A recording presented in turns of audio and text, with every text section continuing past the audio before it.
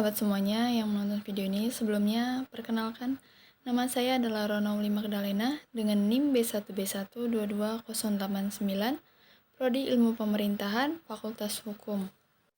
Saya akan menjelaskan sedikit apa yang saya ketahui tentang siklus pengelolaan keuangan daerah Provinsi Jambi. Siklus pengelolaan keuangan daerah Provinsi Jambi. Sebelumnya kita harus tahu dulu apa itu anggaran daerah. Anggaran daerah adalah rencana keuangan yang digunakan oleh pemerintah daerah sebagai pedoman dalam memberikan pelayanan kepada penduduk. Menurut Undang-Undang Nomor 32, proses penyusunan anggaran tahun 2004 melibatkan eksekutif atau pemerintah daerah dan legislatif atau DPRD, di mana kedua belah pihak bertemu melalui panitia anggaran. Siklus APBD dimulai dari perencanaan, penyusunan, penetapan, pelaksanaan, hingga yang terakhir yaitu pertanggungjawaban. Tahap pertama adalah tahap perencanaan. Perencanaan dan penganggaran daerah. Perencanaan dan penganggaran daerah merupakan cerminan dari efektivitas pengelolaan keuangan daerah yang baik untuk menunjang keberhasilan desentralisasi fiskal. Proses perencanaan dimulai dari rencana pembangunan jangka panjang daerah atau RPJPD dengan memperhatikan rencana pembangunan jangka menengah nasional atau RPJPD. Merupakan suatu dokumen perencanaan pembangunan daerah untuk periode 20 tahun yang akan digunakan sebagai acuan dalam penyusunan rencana pembangunan jangka menengah daerah atau RPJMD. RPJMD ini dibuat setiap jangka waktu 5 tahun. Perencanaan jangka pendek berkaitan dengan tahun anggaran tertentu dan melibatkan penyusunan program dan proyek yang akan dijalankan oleh pemerintah daerah selama periode tersebut. Tujuan dibuatnya perencanaan ini adalah untuk menyesuaikan rencana jangka pendek dengan visi jangka panjangnya. Setelah perencanaan selesai, pemerintah daerah mulai menyusun APBD. Hal ini melibatkan tahapan perhitungan pendapatan dan pengeluaran.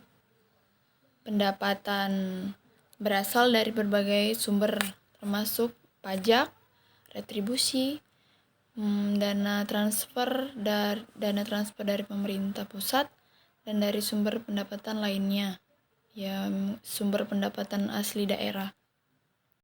Pengeluaran diidentifikasikan berdasarkan prioritas yang telah ditentukan selama perencanaan.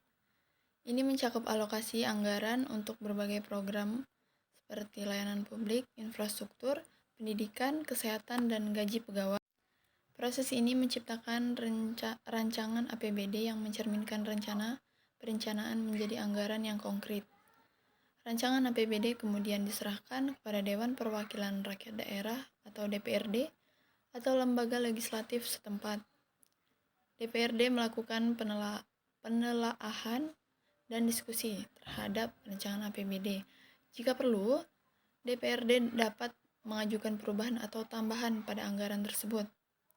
Proses ini berlangsung hingga kesepakatan antara eksekutif atau pemerintah daerah dengan legislatif DPRD tercapai. Setelah disetujui oleh DPRD, APBD dianggap sah dan dijadikan dasar pengelolaan keuangan daerah selama tahun anggaran yang bersangkutan. Proses penyusunan APBD anggaran pendapatan dan belanja daerah melibatkan beberapa tahap yang terkait erat dengan dokumen perencanaan dan kebijakan. Dimulai dari rencana pembangunan jangka panjang daerah atau RPJPD.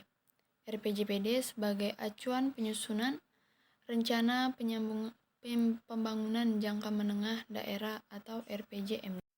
RPJMD ini adalah dokumen perencanaan jangka menengah yang mencakup visi misi tujuan dan sasaran pembangunan daerah dalam periode tertentu. Biasanya periode itu selama 5 tahun. RPJMD menjadi landasan awal dalam menentukan arah pembangunan daerah. APBD juga disusun untuk mencapai sasaran-sasaran yang tercantum dalam RPJMD. RPJPD itu adalah rencana pembangunan jangka panjang daerah, di mana tadi sudah dijelaskan bahwa RPJPD ini disusun untuk 10-20 tahun periodenya. RPJPD memberikan pandangan lebih luas tentang perkembangan jangka panjang dan menjadi dasar bagi penyusunan RPJMD. Selanjutnya, Kepala Daerah berdasarkan RKPD atau Rencana Kerja Perangkat Daerah menyusun rancangan kebijakan umum APBD, lalu disepakati menjadi kebijakan umum APBD atau KUA. Pemerintah daerah dan DPRD membahas rancangan prioritas dan plafon anggaran sementara atau PPAS yang disampaikan oleh Kepala Daerah. Kemudian, Kepala Daerah menerbitkan pedoman penyusunan Rencana Kerja dan Anggaran atau RKSKPD. Setelah RKSKPD ini dibuat, selanjutnya adalah menyusun rencana peraturan daerah tentang APBD dan rancangan peraturan tentang penjabaran APBD. Dalam tahap proses perencanaan ada juga nota kesepakatan. Nota kesepakatan adalah perjanjian antara kepala daerah dan DPRD mengenai rencana kerja dan anggaran tahunan yang akan disusun dalam APBD. Nota kesepakatan mencantumkan prioritas pembangunan, alokasi anggaran, dan kesepakatan lainnya antara eksekutif dan legislatif daerah. Hal ini merupakan dasar untuk menyusun rancangan APBD. Dalam konteks penyusunan APBD, RPJMD mengarahkan visi dan tujuan jangka menengah daerah, sedangkan RPJPD memberikan pandangan jangka panjang.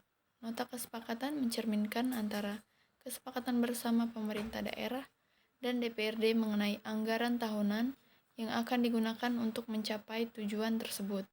Lalu kemudian yaitu tahap perencanaan dan pengelolaan keuangan daerah. Maksudnya pelaksanaan pengelolaan keuangan daerah. Pada tahap ini, pejabat pengelola keuangan daerah atau PPKD memberitahukan kepada semua kepala satuan kerja perangkat daerah atau SKPD agar menyusun dan menyampaikan rancangan dokumen pelaksanaan anggaran SKPD, yaitu DPA SKPD, paling lambat 3 hari kerja selama APBD ditetapkan. Kemudian, Kepala SKPD menyerahkan rancangan yang telah disusun kepada PPKD. Tim anggaran pemerintah daerah bersama dengan SKPD yang bersangkutan melakukan verifikasi rancangan DPA SKPD. Lalu DPA SKPD yang telah disahkan disampaikan lagi kepada Kepala SKPD yang bersangkutan, Kepala Satuan Kerja Pengawasan Daerah, dan BPK paling lambat 7 hari kerja sejak tanggal disahkan. Pelaksanaan APBD terdiri dari pelaksanaan anggaran pendapatan, anggaran belanja, dan pembiayaan. Kemudian, setelah 1 semester, pemerintah daerah menyusun laporan realisasi semester pertama APBD dan dari prognosis untuk 6 bulan berikutnya. Laporan tersebut disampaikan kepada DPRD selambat-lambatnya pada akhir bulan Juli tahun anggaran yang bersangkutan untuk dibahas bersama antara DPRD dan pemerintah daerah. Kita juga harus mengetahui apa itu belanja langsung dan belanja tidak langsung. Belanja langsung yaitu belanja yang dianggarkan terkait secara langsung dengan pelaksanaan program dan kegiatan. Belanja tidak langsung itu belanja yang proses pembelian tidak melibatkan interaksi langsung antara pembeli dan penjual. Contoh belanja langsung yaitu belanja pegawai, belanja barang dan jasa, belanja modal, belanja publik. Contoh belanja tidak langsung itu belanja pegawai, belanja subsidi, belanja hibah, belanja bantuan sosial, bantuan keuangan, belanja bagi hasil kepala provinsi atau kepala daerah, belanja yang tidak terduga, belanja aparatur. Pada belanja pegawai ini terdiri biasanya dari gaji pegawai untuk menggaji pegawai, itu belanja pegawai juga. Lalu ada pendapatan. Pendapatan ini terdiri dari PAD atau pendapatan asli daerah. Pendapatan asli daerah itu terdiri dari pajak daerah, hasil retribusi daerah, hasil pengelolaan sumber daya atau kekayaan daerah yang dipisahkan, dan pendapatan asli daerah yang sah, pendapatan lain-lain. Ya, yang kedua itu dana perimbangan. Dana perimbangan ini terdiri dari dana bagi hasil pajak, bagi hasil bukan pajak juga ada, dana alokasi umum, dan dana alokasi khusus. Lain-lain pendapatan daerah yang sah itu terdiri dari dana penyesuaian otonomi khusus, dan dana pendapatan hibah. Yang ketiga itu penatausahaan keuangan daerah. Pada proses ini dikelola atau yang bekerja adalah bendahara penerimaan dan bendahara pengeluaran. Bendahara penerimaan bertugas menyelenggarakan pembukuan terhadap seluruh penerimaan dan penyetoran dan melaporkan kepada pejabat pengelola keuangan daerah atau PPKD, melakukan verifikasi, evaluasi, dan analisis atas laporan, pertanggungjawaban penerimaan. Bendahara pengeluaran bertugas mengelola uang persediaan, menerima, menyimpan, menata usahakan, dan membukukan uang dalam pengelolaannya, melakukan pengujian dan pembayaran berdasarkan perintah pejabat pembuat komitmen atau PPK. Yang keempat, pertanggungjawaban pelaksanaan anggaran pendapatan dan belanja daerah disusun dalam bentuk rancangan peraturan daerah atau Raperda tentang anggaran pendapatan dan belanja daerah dalam tahun berjalan, paling lambat 5 bulan setelah tahun anggaran berakhir. Kepala daerah wajib menyampaikan rancangan peraturan daerah tentang pertanggungjawaban pelaksanaan APBD kepada Kepala Dewan Perwakilan Daerah atau DPRD berupa laporan keuangan yang telah diaudit oleh Badan Pemeriksa Keuangan atau BPK. Meski merupakan akhir dari siklus APBD, pertanggungjawaban justru menjadi tahapan yang krusial karena merupakan wujud akuntabilitas pemerintah dalam pengelolaan keuangan. Paling lambat 5 bulan setelah tahun anggaran Kepala daerah wajib menyampaikan rancangan peraturan daerah tentang pertanggungjawaban pelaksanaan APBD kepada Dewan Perwakilan Rakyat Daerah atau DPRD berupa laporan keuangan yang telah diaudit BPK. Laporan dimaksud terdiri atas laporan realisasi anggaran, laporan perubahan saldo anggaran lebih, laporan operasional, laporan ekuitas, neraca, laporan arus kas, dan catatan atas laporan keuangan. Bentuk dan isi laporan pertanggungjawaban pelaksanaan APBD sebagaimana dimaksud disusun dan disajikan sesuai dengan standar akuntansi pemerintahan. Yang terakhir yaitu tahap pemeriksaan. Pemeriksaan keuangan adalah pemeriksaan atas laporan keuangan pemerintah pusat dan pemerintah daerah. Pemeriksaan keuangan ini dilakukan oleh BPK dalam rangka memberikan pernyataan atau opini tentang tingkat kewajaran informasi yang disajikan dalam laporan keuangan pemerintah.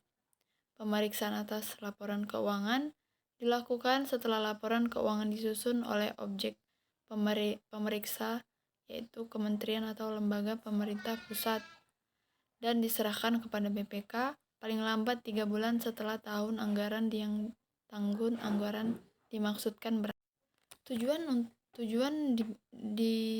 diberikan atau dilakukan pemeriksaan ini untuk menandai bahwa laporan keuangan telah disajikan secara wajar dalam hal material sesuai dengan prinsip akuntansi yang berlaku atau basis akuntansi komprehensif selain prinsip akuntansi yang berlaku umum di Indonesia. Kesimpulannya adalah keberhasilan dalam pengelolaan keuangan daerah memiliki kontribusi signifikan dalam upaya mewujudkan tujuan pembangunan di setiap daerah. Pengelolaan keuangan daerah yang berhasil antara lain dapat dicirikan dengan terwujudnya pengelolaan keuangan yang taat asas, efisien, efektif, transparan, dan akuntabel. Pemerintah daerah mempunyai kewajiban untuk melaporkan upaya-upaya yang telah dilakukan serta hasil yang dicapai dalam pelaksanaan kegiatan secara sistematis dan terstruktur pada satu periode pelaporan untuk kepentingan akuntabilitas, manajemen, transparansi, dan keseimbangan antara generasi. Terima kasih untuk teman-teman yang sudah menonton dan mendengarkan video ini.